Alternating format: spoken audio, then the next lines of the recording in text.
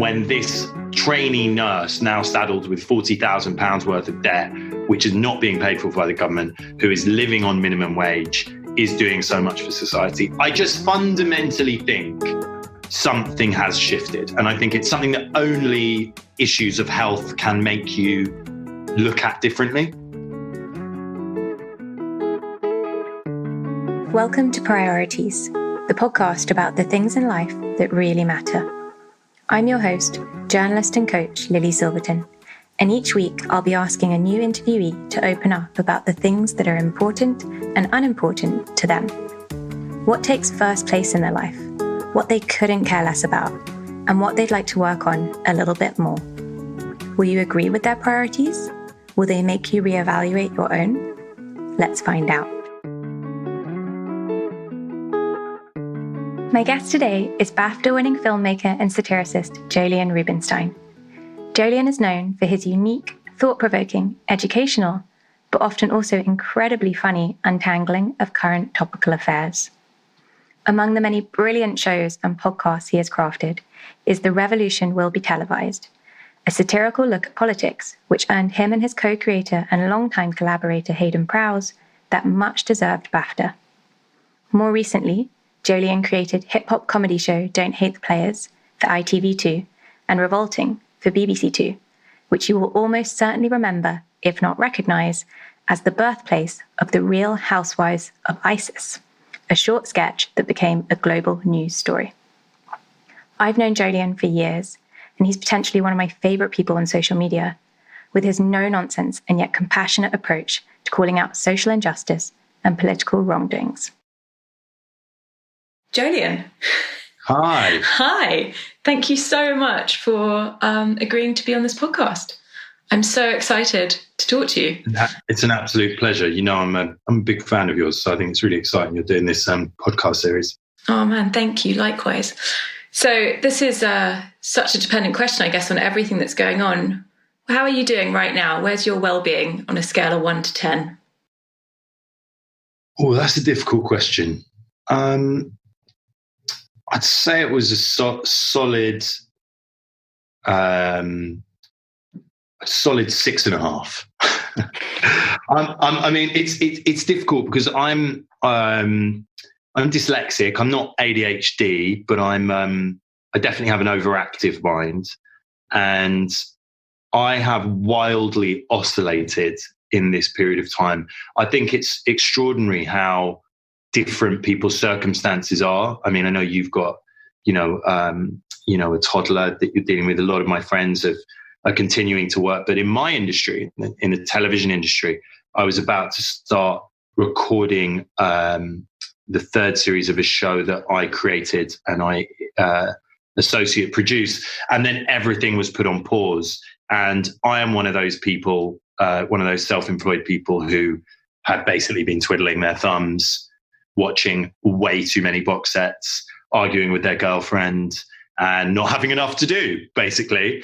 So I started doing a kind of morning live stream and sort of found that really, really edifying. I was contacted the first time I did one by a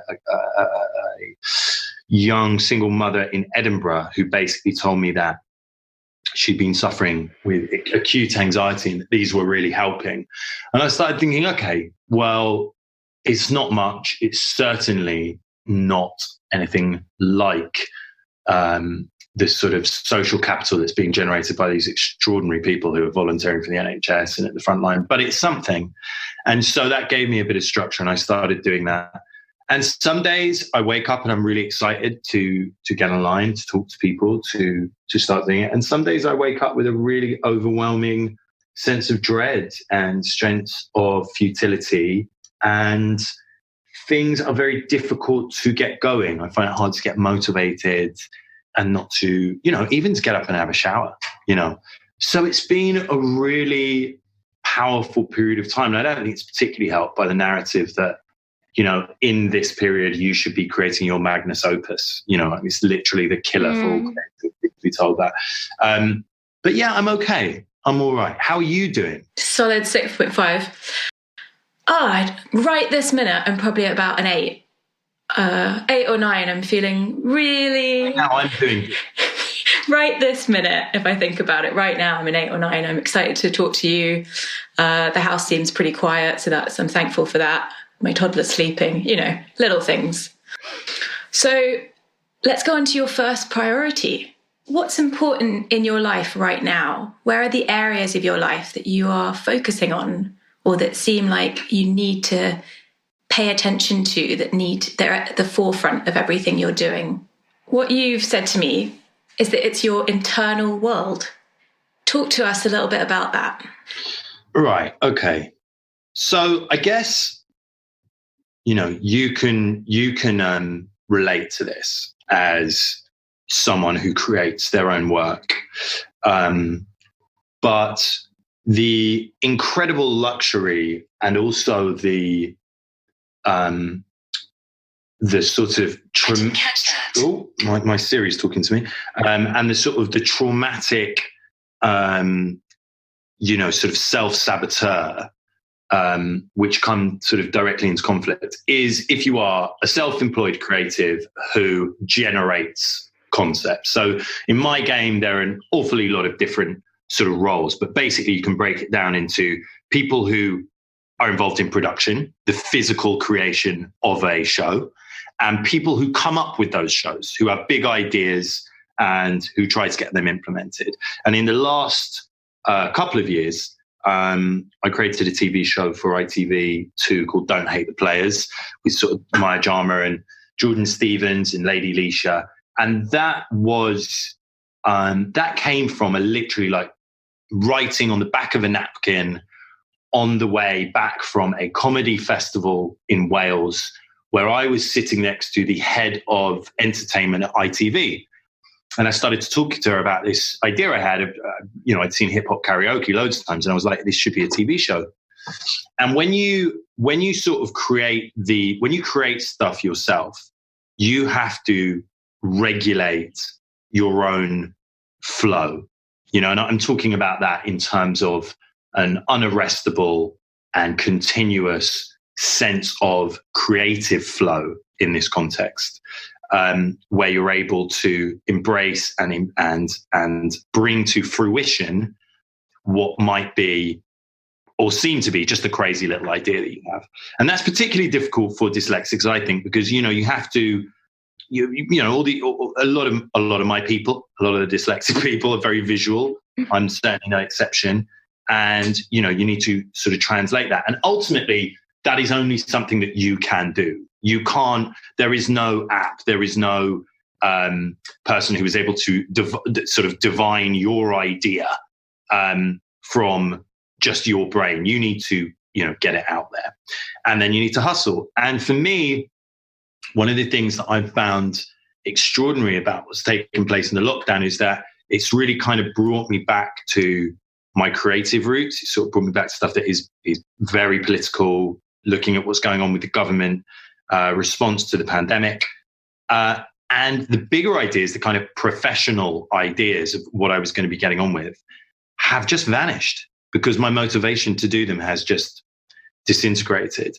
And I suppose for me, that is because of how well I'm maintaining and looking after and tending to my inner world. Does that make any sense? Yeah, absolutely. Yeah. It's been really tough. I think that when you realize that, because also when you're writing, I don't know if you know anyone else who's tried to write scripted drama, but it's a huge buyer's market, right? There are way too many suppliers and not enough buyers. But also to break into that world, you need to have a spec script, which is, the pilot, and you need to basically be able to sort of outline, the entire series arc and break down all the episodes. And that is a huge amount of work to do on spec. You're essentially, this is something I talk with quite a lot with my friends about recently. I've started to realize that creative people who create content are basically gamblers, because we're all just kind of gambling with our ideas. We're sort of betting on the fact that in the roulette wheel of life, it'll end up on black, and that number will just happen to be your creative idea. And so when you're doing that kind of stuff, when you start having a new idea, it can be quite overwhelming because you can realize immediately this is good, but to bring this to fruition, I'm going to have to put in X amount of hours and slavishly go back to the process of creation, which I think we should talk about later, which I think is really relevant for people to understand a bit more about that process, particularly when it comes to trying to write a script, for instance. And it can be quite overwhelming. And I've certainly felt like, my God, it's so much easier just to kick back, smoke a spliff or something and play some FIFA on the PlayStation rather than actually grapple with this gigantic idea that, could be great. Yeah, absolutely. Do you do that thing where it's the best idea in the world and then it's the worst idea in the world, and then you get to this point where you're like, I'm okay with it, I can move forward with it? Yeah, I mean, I think I'm a real big believer in this idea is that you don't have ideas, like ideas have you. And I think some of them, Paul McCartney talks a lot about when yesterday just kind of floated into his head after a good night's sleep, and he woke up and he could kind of just play all the chords, knew the lyrics. And I'm a big believer in that. Most of the ideas that I have had have just somehow just dropped in. I mean, maybe that's because, they're just, marinating in your mental juices, and suddenly they're just perfect, and it just kind of pops out. But I think that certainly in that first instance, yes, you're like, hey, this could be really amazing. And then you realize what would be involved in bringing that thing to fruition. I mean, a lot of the time that I spend speaking to people who are just starting out in the industry and stuff is, how do you present your ideas? In what format do you present it? And it's totally different. When you're creating an entertainment show, a lot of the time they just want to see the poster. When you're creating a comedy, they want to see some kind of tape and maybe see, a couple of pages outlining it. But when it comes to anything that's scripted, they want to see a script. And that takes, a real, that takes real work. And it's hugely time consuming. Can I ask you what that's like on your mental health? In what sense? In that extent to which you need to completely focus and give yourself over to create these things, to create that script. So I'm a big believer, again, because I'm dyslexic, in the idea that you can use technology in unusual ways. So my process is, when I start to realize I've got something, is I'll start going for really, really long walks. And I think partly this is a process that came from, first of all, studying international relations at university, and then going to sort of film school, and really sort of accepting that I don't have the whole idea yet. I've just got this idea. But in the first stage of creation, you're just kind of drawing together all of the raw materials on a particular project. So one of the projects I'm working on is trying to turn George Orwell's life into a limited series. And it was a huge, huge process of sort of working out not just the kind of biographic data, this kind of timeline of what had happened in his life, but the lens through which we would look at that information. So almost think about it like a bit of a sieve, and you're sort of panning for gold, if you like, or sieving, to get the real nuggets that work for what you're doing. And that's, that can be really tough. And I think in terms of how does it affect one's mental health, I think it is does things that are diametrically opposed, which is it can be incredibly energizing and it can feel very exciting. But the process of bringing it to fruition can be arduous and dangerous, because what I've learned, and I really think this is the key phrase, is it's hard to have a good idea, but it's much harder to continue to believe that idea is good. I couldn't agree more with you. Yeah, I'm sure you've gone through that too, right? With all your endeavors. Yeah, a million times. How do you battle through it? Oh, prioritizing is probably how I battle through it. I sit with things for a little bit, and I also accept what I have to let go, or maybe let go of for that time.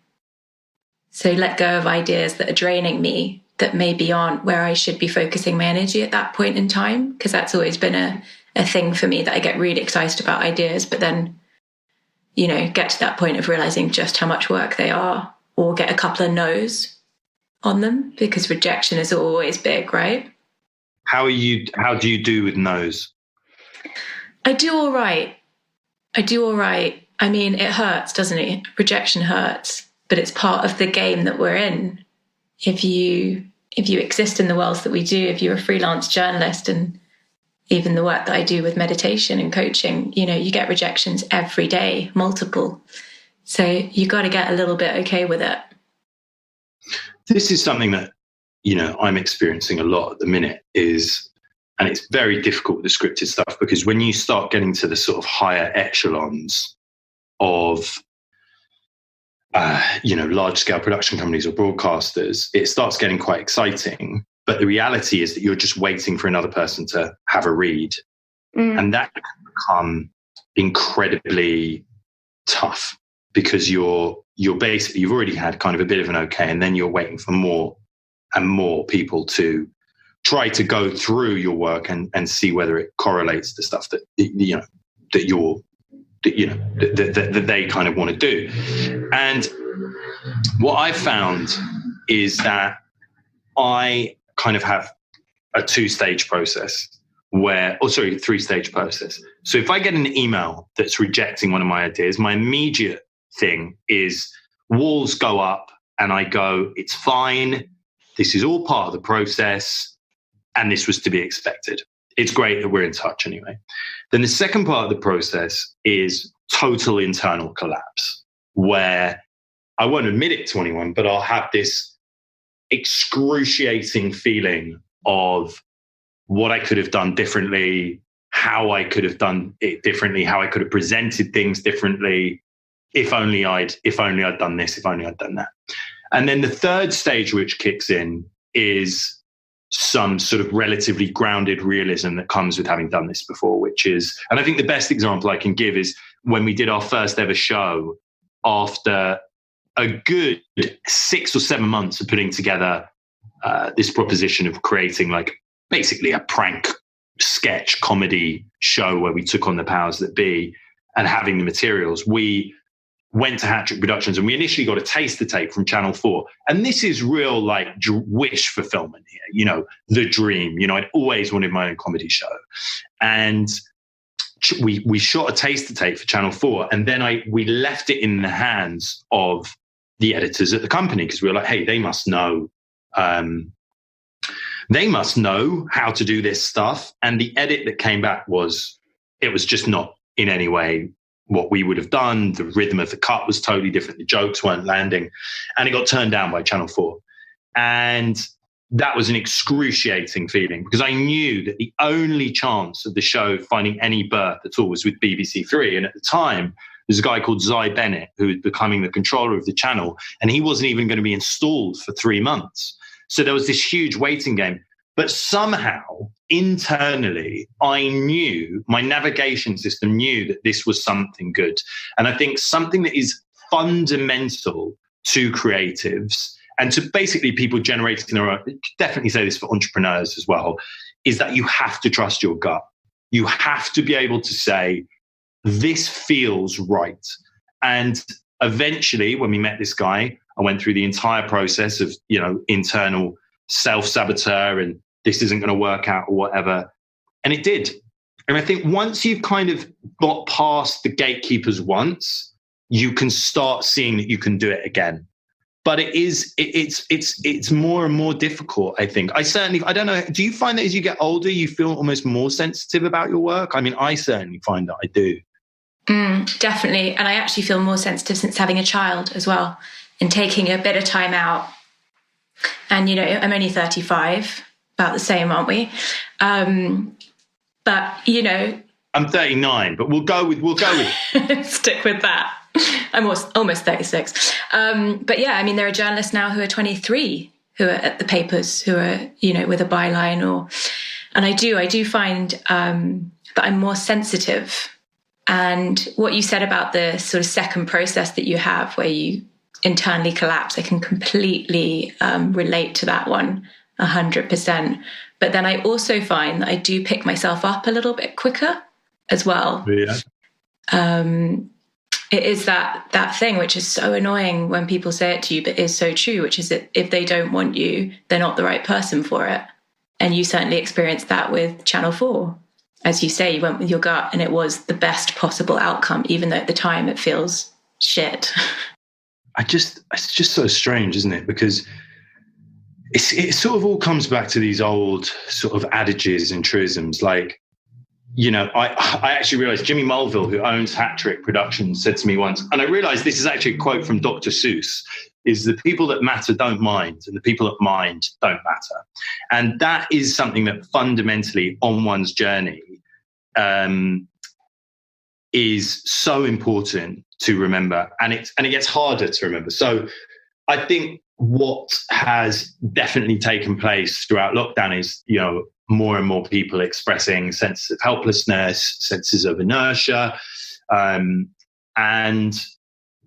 for me personally, the consequences of lockdown professionally have been, catastrophic.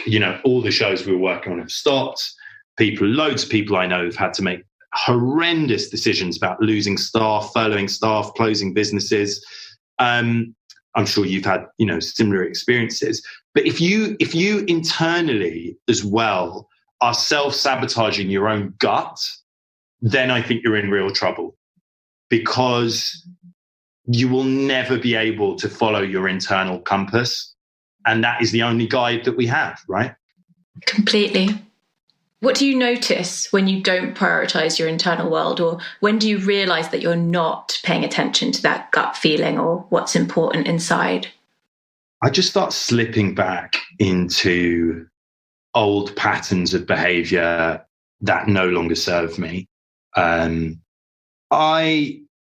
had a period of time in my life where I was not just self-sabotaging, but I was extremely critical of myself. It was never really about what I'd done. It was always focused in on the things that I hadn't done and hadn't managed to achieve. And I find that I become incredibly harsh internally. I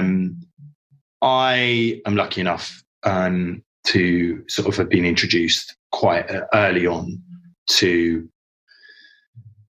to working on my own mental health as being a priority. And although I'm not in therapy at the moment, the grounding that that's given me has transformed my life, and I still try to practice a lot of that. So metaphors certainly helped. Like the first time I started to really get in contact with the idea that you are not your emotions, and that emotions are much better seen as more like weather patterns moving through. So sometimes it's sunny, sometimes it's raining, sometimes it's windy, but the ground is always the ground, and this too shall pass. And sort of fundamentals that sort of really cleave between clinical psychology, Buddhism, yogic teachings. And I think there's never been a time where there has been more memes sent out and, inspirational quotes on Instagram posts where people can be in touch with those ideas. But it's hard to put it into practice. It's incredibly difficult, especially if you can't sort of name a discursive thought as exactly that and say, this is not me, this is just thinking, Completely. And, thoughts are, they're like water through rock. So when water goes over rock over however many thousands, hundreds of thousands of years, it eventually forms grooves, and then the water just goes down those grooves. And it's really similar with thoughts. And we have to change so many years of conditioning and thought patterning to form like these new paths for ourselves. It's just natural for us to go to that place that we've been to for so many years. And it takes a long time to recondition ourselves. Probably takes a lifetime to recondition ourselves. That is so true. That's such a beautiful way to put it. I think that I really struggle to connect to that all the time. You know, like I find it really depends on a day-to-day basis on whether I feel like I've done something positive. So one of the reasons that I started doing these Instagram lives was because I sort of started feeling like at least that is something to do, you know? And then there are days where, you know, I'm just doing practical things and I suddenly feel like I've done absolutely nothing. And I think it's really interesting. Certainly what really broke through for me was when I realized, I saw a talk where a clinical psychologist was talking about how most of the discursive thoughts, like most of the nasty things we say to ourselves, are word for word, almost verbatim, the words that were said to us when we were sort of chided or told off or warned as a very small child. And I realized that a lot of the stuff that happened for me when I had, you know, a 2.4 children family, or I thought I did. And then when I re-examined it, I realized that, you know, my father had retrained to be a lawyer when I was born. He wasn't around. My mother wasn't around because she was working. And that had created a real sort of needy, a personality type that was really in need of constant validation. And those things are, you know, I'm at an age now where I can really vocalize that, and it doesn't really have any kind of mental effect, and it doesn't affect my self-worth to sort of say, look, actually I am like that. And it is an issue, and it needs sating. And obviously in that context, you know, social media likes and, you know, fucking validation from your industry and stuff become even more pronounced. And then you have moments where, I mean, for me, I've been very lucky. The NHS has sort of saved my life a number of times. I had a cyst that perforated my bowel and my spine when I was about 23, and I had they had to perform something called a peritonitis, where they sort of cut you open, basically sort of stitch up half your stomach. And I remember really waking from that and being like, fuck me, like, what are my priorities? Like, why am I not valuing, like, the time I have with my friends, my fantastic relationship with my family, over some form of professional validation. But these things are fleeting. I think the reason they call it mindfulness is because you constantly need to be in touch with them. And most of the time we're not, you know? Yeah, completely. You're always just pulling yourself back there. But that is the practice as well. The practice is pulling yourself back over and over and over again. In the first place, wasn't it? It was talking about these ideas. Nutrition is a priority for me, and I know that the more plants I eat, the better I feel. However, with a busy life, I, like you I'm sure, don't always manage to get my daily quota of greens. So I'm very happy that this season of Priorities is sponsored by Foga, a new brand that makes plant shakes, pre-portioned blends of freeze-dried fruit and veg that you simply shake up with water or milk to create a restaurant-standard smoothie at home. I'm not really into protein shakes or powders. However, these are genuinely amazing. They're so easy and delicious. Right now, I'm digging the ginger and greens combination, and my daughter is a big fan of berries and cinnamon.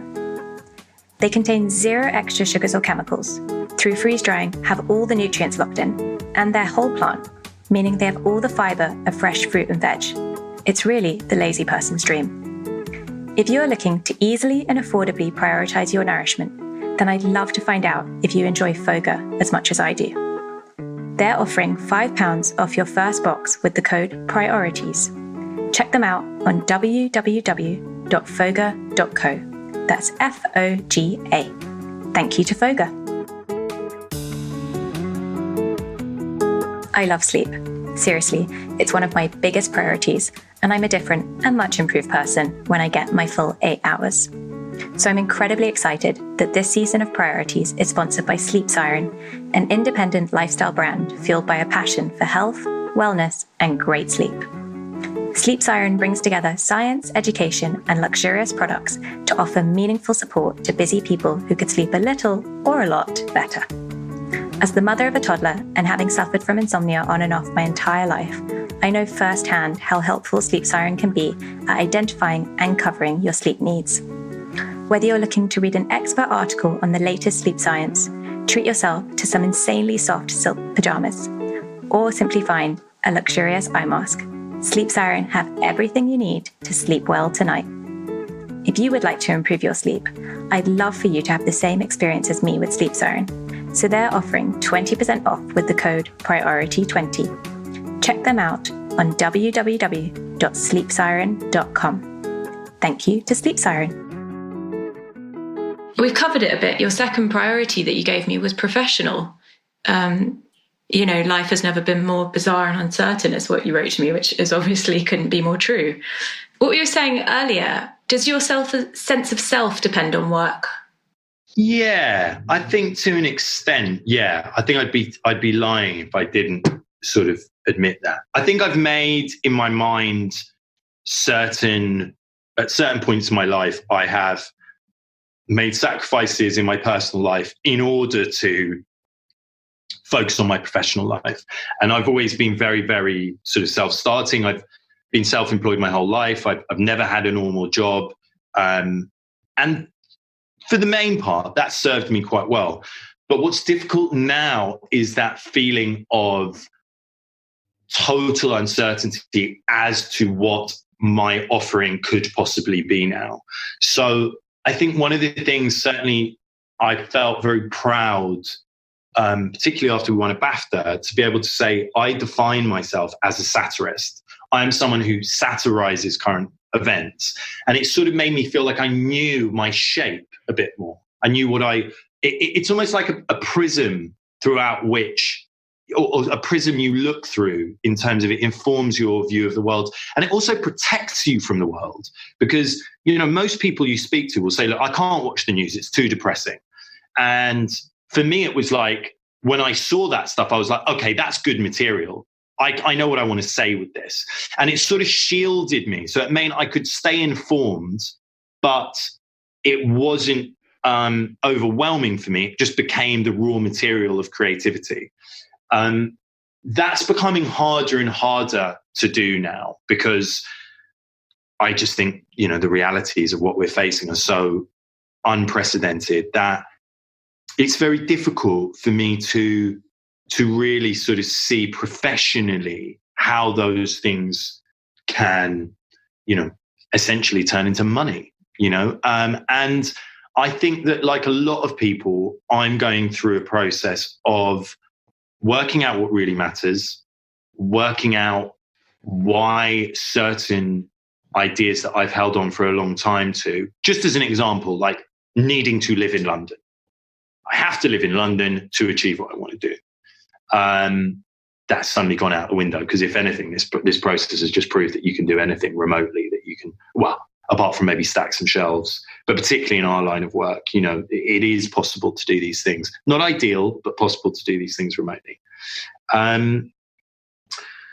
Sorry, I went off on a bit of a tangent there. Does any of that make sense? Yeah, it made perfect sense. It was a great tangent. But that also brings us on to your third and final priority, which is external, so personal relationships, which of course get reprioritized daily, hourly for most of us. Yeah, I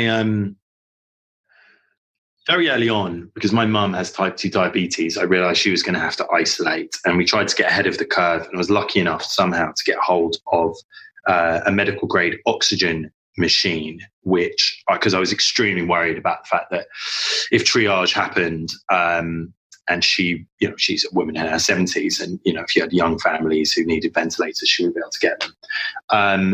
And it really made me think about the mortality of my family, my friends. And I think that's probably because quite early on, I knew a couple of people who very sadly have sort of passed away as a result of the virus. And it became very immediate for me.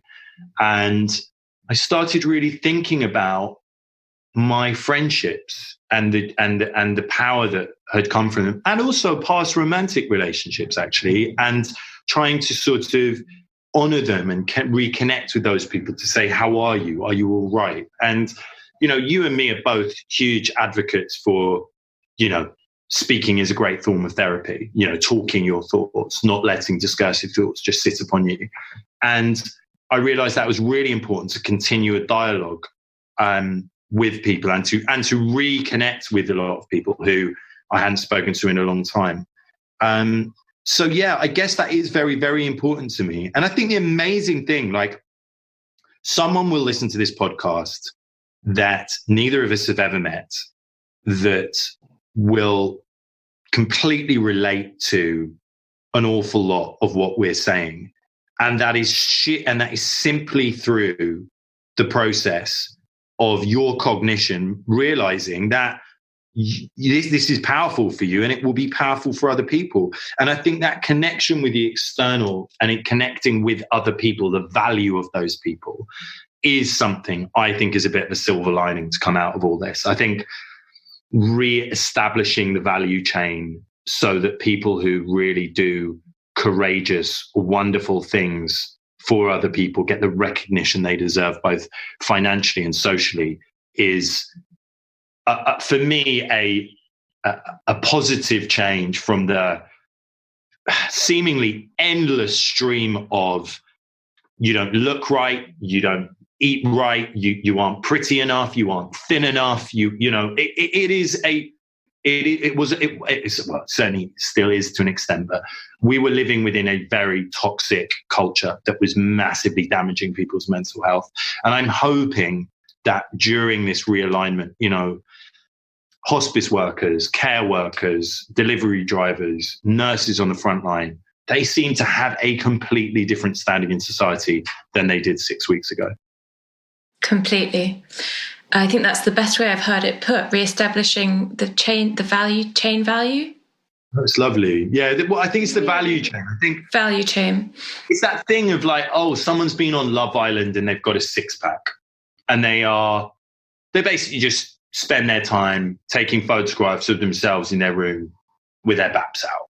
Mm. Why is that person capable of generating £150,000 worth of sponsorship for literally just putting up provocative pictures when this, you know, trainee nurse now saddled with £40,000 worth of debt, which cannot be, you know, which is not being paid for by the government, who is living on minimum wage, is doing so much for society. I just fundamentally think something has shifted. And I think it's because, and I think it's something that only issues of health can make you look at differently. You know what I mean? Like, I'm not sure it could have happened any other way than a health crisis. Do you ask yourself, with the work that you put out there, do you ask yourself, am I adding value? I mean, I have to be honest. I think it hasn't been something. I mean, that's not entirely true, actually. I mean, one of the things I'm most proud of with Don't Hate the Playaz is that it's the first ever TV show to have had an all-black, all-female lineup for a panel show. And for me, it was always about every piece of work saying something more, being something more than just a TV show. But at the moment, I'm more just asking myself, why am I doing things? Like, am I doing this to sate my ego, or am I doing this to help someone? You know, and particularly because, you know, a lot of the stuff that I do at the moment on Instagram is questioning the government narrative.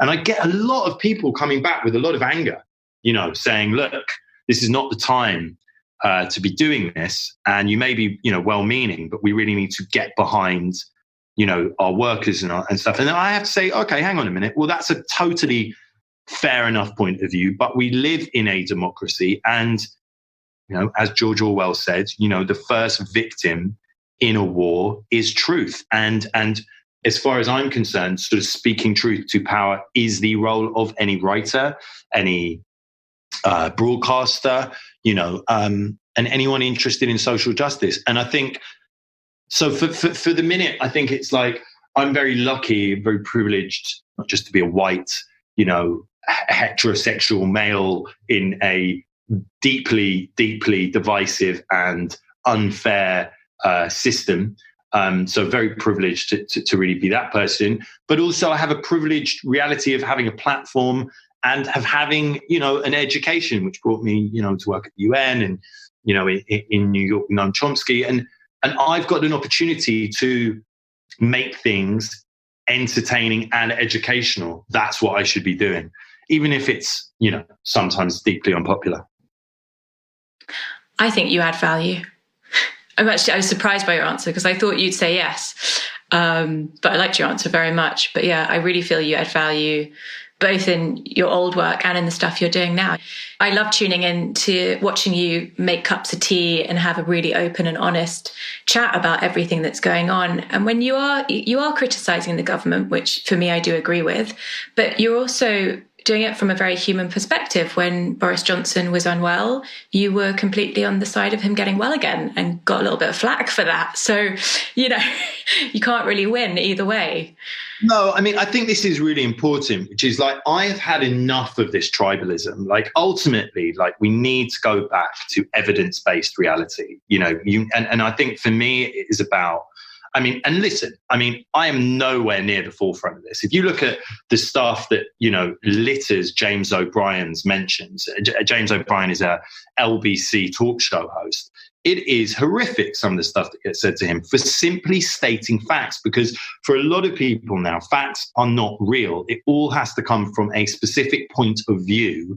And you need to, the only reason one must be putting it up is to further push a particular viewpoint. And I think what is really needed is people saying, look, this is a fact. These are the numbers. This is what has happened. And I'm getting more and more sure that pushing that is what's important, evidence-based reality and what its, meaning is. Mm. Well, I'm thankful that you do it. Tell me, Jolyon, what is not one of your priorities? What do you not prioritize at all? What do you not care about? I still smoke and I vape, and I definitely think that there is a type of cognitive dissonance sort of around that.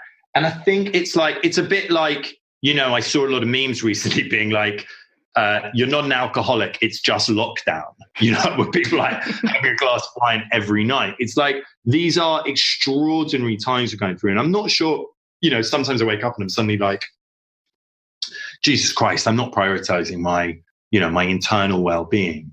And I think that, I also think that stuff I don't prioritize enough really is sometimes the people that are really closest to me, because I think in these times, what often happens is we take some of those people for granted. And often I think, a lot of people have found this living with people is you suddenly take stuff out on them that you would never usually do, because you just would have, because you'd be talking to your, whatever, your friends or your work colleagues or stuff in a way that, is tough. I can't imagine for you guys, what with the normal realities of, having a young child, and now, you've got to do all the entertaining yourself. Were you going to nursery or anything like that at this point? I had a nanny who helped 2 days a week, which is when I did most of my work. And then I got a bit of help from my mum and mother-in-law, luckily, because they're not too far. And now we just divide the day. So we do a couple of hours each. And we have to just be okay with doing a little bit less work, being okay with not being able to put stuff out there. As you say as well, there's this whole energy of you have to, write your best piece of work ever and be as productive as you possibly can. And someone sent me this Twitter quote, which was, you're not working from home, you're trying to work in a pandemic from home. That's so true, isn't it? That is just, that really nails it. That's the thing is it's very difficult to remind oneself of those basic truths. And I think that is something that certainly I have struggled with. There are times where, me and my partner find ourselves in stupid arguments about stuff, and we realize that actually we're not taking into context. We're not in any way looking at the broader context. We're just thinking, oh, everything is just exactly as it was. We're just having a bit of a tiff. But actually, the extraordinary pressure on people, I think we're only just really starting to grapple with, because obviously, after the initial crisis, there is going to be, I think, a huge difficulty in people trusting going back to normal, and the sort of almost agoraphobic fears of leaving one's home and the dangers that await one outside. And, I think that is something that, I've found particularly sort of difficult. I don't know how I'm going to feel about someone jumping back on the tube or going to the pub and stuff like that. How are you feeling about it all? I feel all right. I feel up and down. It feels pretty weird. We were talking about this earlier. My partner and I were saying, when you go back, if you have to keep a distance, getting on the tube, how do you do that? And how far will the lines go back? I think they worked out that if you did it at Euston, they'd go all the way to Covent Garden. So if you were trying to keep that 6 foot between people. So similar to you, I just have no idea what things are going to look like, or, the idea of my parents not seeing their grandchild for potentially another year or so. When I think about that, I get quite overwhelmed. Yeah. So I try and stay quite day to day personally on that kind of stuff. All we can do, isn't it? All we can do is rely on the day to day, is rely on that reality. There's literally nothing else that we can actually, that we can focus on like that. Mm. All right. So if you were going to focus on an area of your life you want to prioritize more, what would it be? I think it probably would be just the basics. I think I'm at that point again where my yoga practice has totally vanished. My meditation practice has gone. I need to sort of reinstill those very basic points, because as we were saying, the reason you call it mindfulness is you have to return to these things again and again and again. And I think, partly because I just got an Apple Watch recently, I've suddenly been running again. I've been like, oh, running, that's great. I'll be edified by some strange icon that will come up saying, hey, great job. You went for a run. You know what I mean? Like there's for me, it's a lot of the basics. And also, I think, being brutally honest about this, it's also about just internal kindness, which I think I can be very hard on myself and try to, sort of do exactly what you're talking about, which is to stop thinking about this in terms of the pandemic and start thinking about this in terms of all the things I haven't been able to achieve. And that, will not happen or may not happen. And, that's what I find really difficult. What are you going to do to get yourself there, Jolyon? What step are you going to take from today?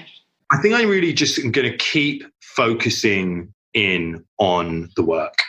For me, it's like, and look, everyone's different, but for me, the reason I do what I do is in a lot of ways because it helps me process other bigger thoughts, so writing about George Orwell, for instance, has been wanting to write something for a long time about the blurring of fact and fiction, trying to write, and I'm going to do a video later on today where we're talking a bit about, should these big corporations be taking bailout money from the government, even though they're corporate tax avoiders? That's something that's kicking around in my head. And it's sort of like almost the way to get it out is to do the work. But I also think, I don't know, I think I'm trying to be, I'm really just trying to accept that the world has changed and that is the reality. And that I'm finding quite difficult, I think, at the moment. I don't think you're alone. Yeah. And I think if you weren't, that would be weirder. Yeah, totally. I think it's just so difficult to do on a day-to-day basis. It's one thing to do it, at the odd time where, you're thinking about, you think about your own mental health and stuff like that briefly, but just to stay, I think what you said about taking things day to day is the key. And yeah, it's something that we all need to do, really. Thank you so much, Jolyon, for that. It's an absolute pleasure. Thank you so much for having me. So great to chat with you. So we can find you on Instagram at the moment, right?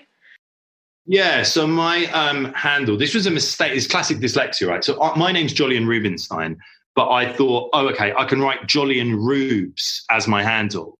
And everyone just was like, why have you got Jolyon Rubs as your handle? What is that about?